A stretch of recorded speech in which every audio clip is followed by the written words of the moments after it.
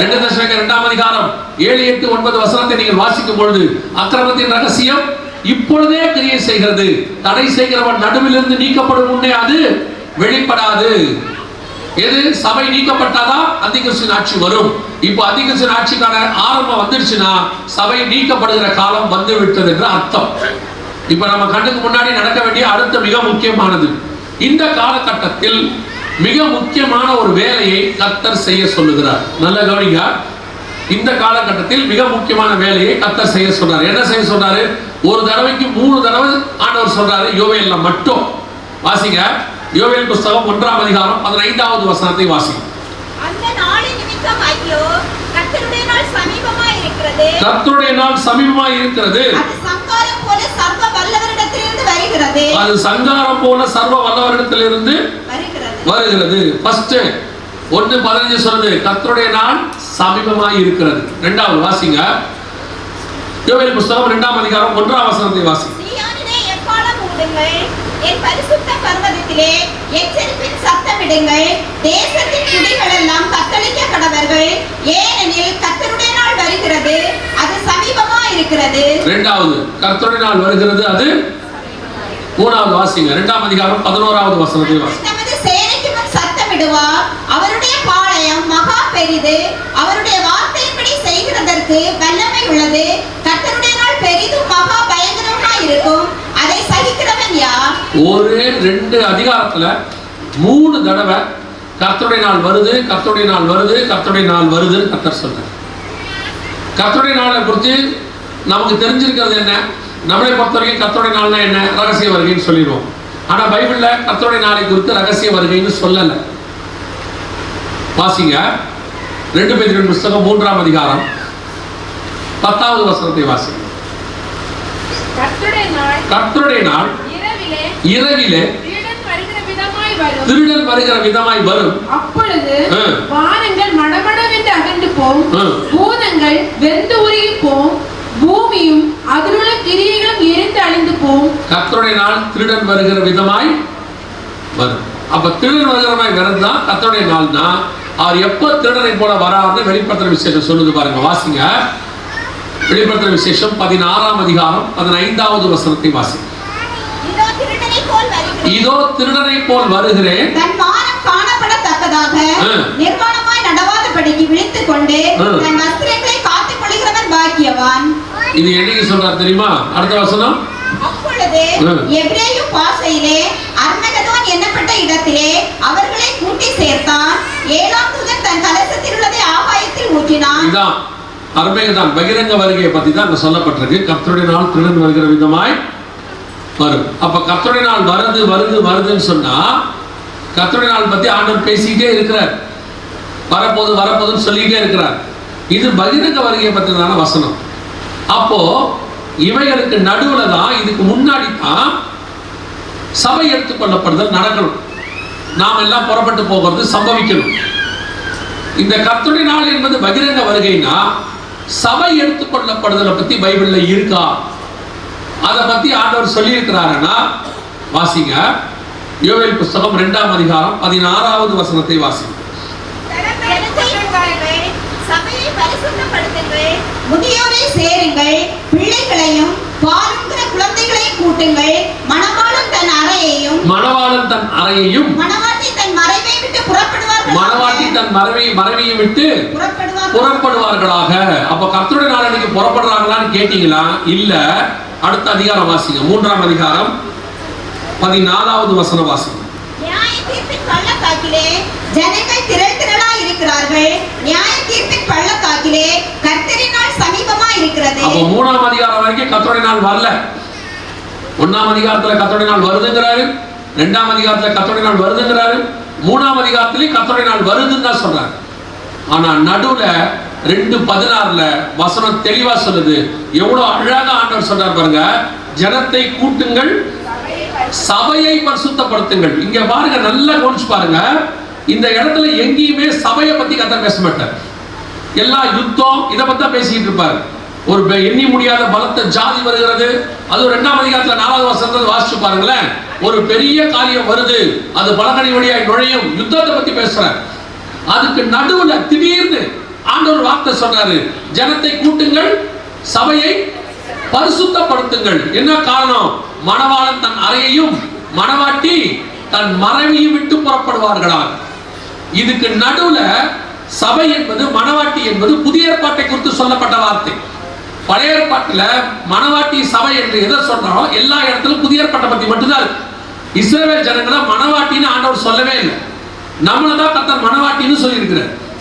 ஏன் திடீர்னு இந்த இடத்துல நடுவுல மணவாளன் தன் அறையையும் மணவாட்டி தன் மறைவையும் விட்டு, எந்த மறைவு? உன்னத பாட்டு சொல்லுது, கண்மலையின் வெடிப்புகளிலும் சிகரங்களின் மறைவிடங்களிலும் தங்கி இருக்கிற என் புறாவே உன் முகரூபத்தை காண்பி. எது மறைவு? கண்மலையின் வெடிப்பு, சிகரங்களின் மறைவிடும். அந்த மறைவை விட்டு மணவாட்டி புறப்படுவார்களாக. அதான் சொல்றாரு, புறாவே உன் முகரூபத்தை காண்பி. இப்ப இதெல்லாம் நடக்க ஆரம்பிச்சிருச்சு. இதெல்லாம் சம்பவிக்கும் போது கர்த்தருடைய நாள் சமீபம் சமீபம்னு சவுண்ட் வந்துகிட்டே இருக்குமா? அப்படி ஒரு சவுண்ட் தான் இதுவும். சவுண்ட் கொடுத்துட்டே இருக்கும் போது நடுவுல திடீர்னு ஆண்டவர் சொன்னாரு, சபையை கூட்டு, ஜனத்தை பரிசுத்தப்படுத்து. ஏன்? மணவாளன் வருகிறார், மணவாட்டி புறப்பட்டு போக போகிறார். மிக தெளிவாய் வசனம் அங்க இருக்கு. இப்ப நம்ம கண்ணுக்கு முன்னாடி இந்த யுத்தம் ஆரம்பிச்சிருச்சு. இந்த யுத்தத்தின் முடிவுல அந்திகிறிஸ்துவின் ஆட்சி ராஜ்யம் எழுப்பி வரும். அதுக்கு அடுத்து அதை ஒட்டி அவன் ஆட்சி பண்றதுக்கு முன்னாடி உங்களையும் என்னையும் மீட்க வருவேன் என்று இயேசு வாக்குத்தத்தம் பண்ணி இருக்கிறார். அல்லேலூயா. வசனம் தெளிவா சொல்லுது, ஜனத்தை கூட்டுங்கள், சபையை பரிசுத்தப்படுத்துங்கள். அப்ப சபை எதுக்கு கூடி வரணும்? பரிசுத்தமாவதுக்கு கூடி வரணும். இப்ப கடைசி காலத்துல சபையை எதுக்கு கூட்ட சொல்லிட்டாங்க? பல இடத்துல சபை அரசியல் கூட்டமாய் மாறிடுச்சு. பல இடத்துல சபை கொள்ளையர் கூடாரமா மாறிடுச்சு. பல இடத்துல சபை ஆட்டம் பாட்டம் கொண்டாட்டமா மாறிடுச்சு. பல இடத்துல சபை ஆணும் பெண்ணும் கையை பிடிச்சி ஆடுற இடமா மாறிடுச்சு. ஆனா வேதம் சொல்லுது, சபையை கூட்டுங்கள், ஜனத்தை கூட்டுங்கள், சபையை பரிசுத்தப்படுத்தும். ஏன்? அந்த மணவாட்டியை மீட்கிற மணவாளன் வெகு சீக்கிரத்தில் வரப்போகிறார். அதற்கான அடையாளம் எல்லாம் மிக தெளிவாக தெரிய ஆரம்பிச்சிருச்சு. கர்த்தருடைய நாள் மிக சமீபம்னு யூதர்களுக்கு பகிரங்க வருகையெல்லாம் சொல்லிட்டே இருக்கிறாங்க. அடையாளம் நடக்குது. எகிப்துக்கு எண்ணெய் போயிருச்சு, அங்கே காற்றை மைய தொடங்கியாச்சு, இஸ்ரவேல திரும்பி வந்தாச்சு, அக்கிரமம் மிகுதியாக தொடங்கிருச்சு. இயேசு சொன்ன எல்லா அடையாளங்களும் துல்லியமா நடந்துகிட்டே இருக்குது. இனி காலம் கண்டிப்பாக செல்லாது. திடீரென்று ஒரு நாள் மணவாளன் தன் அறையிலிருந்து, பரலோகத்திலிருந்து, மணவாட்டி தன் மறைவிலிருந்து, கண்மலை வெடிப்பின் மறைவிலிருந்து புறப்பட்டு போக போகிறாள். எந்த மணவாட்டி போவா தெரியுமா? பரிசுத்தம் உள்ள மணவாட்டி புறப்பட்டு போவாள். ராஜகுமாரத்தி உள்ளார பூர்ண மகிமை உடையவள், பரிசுத்த அலங்காரத்துடனே அவரை தொழுது கொள்ளுங்கள்.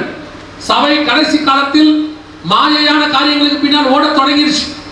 பிசாசு இயேசுவை கூட்டிட்டு போய் மலைக்கு மேல உலகத்தின் ராஜ்யங்களும் அந்த மகிமைகளை காட்டி, என்னை தாழ விழுந்து பணிந்து கொண்டால் இவைகளை தருவேன்னு சொன்ன மாதிரி இன்னைக்கு ஊழியக்காரர்கள் பெரும்பான்மையான சபை உலகத்தின் காரியங்களை காட்ட தொடங்கிருச்சு. எல்லாரும் ஆட்டம் பாட்டத்துக்கு பின்னாடி போயாச்சு.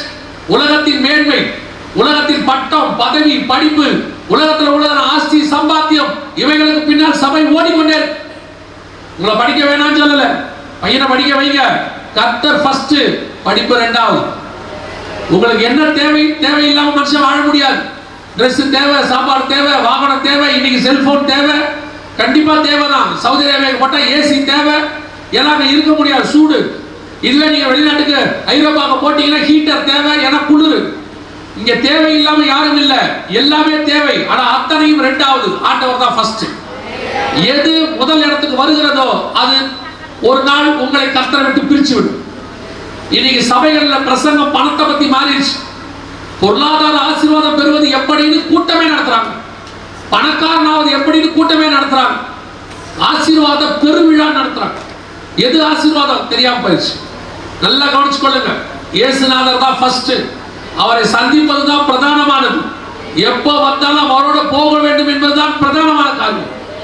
எது அதுக்கு ஆல்டர்னேட்டா வந்து சிலர்லாம் இப்ப சொல்றாங்க பெருமையா, ஞாயிற்றுக்கிழமை சர்ச்சுக்கு வரலையா? வரணும்.